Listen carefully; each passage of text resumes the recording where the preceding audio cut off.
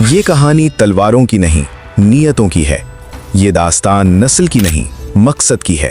जब सलीबी शाम और मिस्र को रौंद रहे थे, उस वक्त एक तुर्क हाकिम नूरुद्दीन जंगी खड़ा हुआ।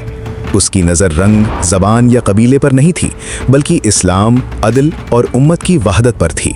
इसी नूरुद्दीन ने एक नौजवान कुर्द सिपाही पर एतमाद किया, सलाहुद्दीन आयूबी। नूरुद्दीन ने उसे मिस्र की जिम्मेदारी दी, शाम के दरवाजे उस पर खोले और उसे सिखाया कि इक़्तिदार नहीं, अमानत असल चीज़ है। ये उस्ताद और शागिर्द थे, मगर इनके दरमियान कौमियत की दीवार न थी।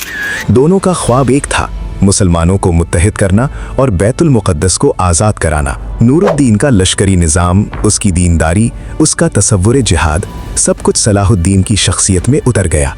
जब नूरुद्दीन जंगी का इंतकाल हुआ तो बहुत से मुसलमानों ने महसूस किया कि उसके ख्वाब का वारिस अब सलाहुद्दीन है। सलाहुद्दीन ने फातिमी खिलाफत को सुन्नी रियासत में बदला, उम्मत को जोड़ा और आखिरकार वो दिन आया जब बैतुल मुक़द्दस आज़ाद हुआ। वही ख्वाब, वही मिशन, सिर्फ हाथ बदल गया।